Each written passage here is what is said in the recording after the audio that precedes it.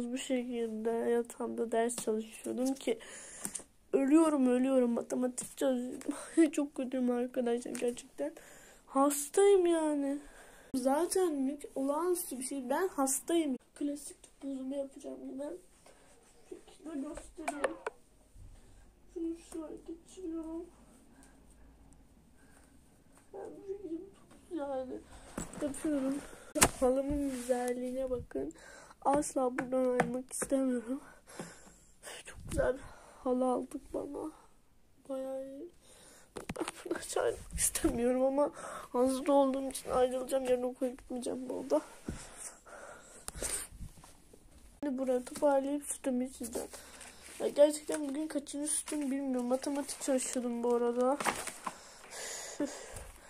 Öldürdün artık nabzımı yoklama. Ben de böyle bir şanssız kulum. Öldürdün artık nabzımı yoklama.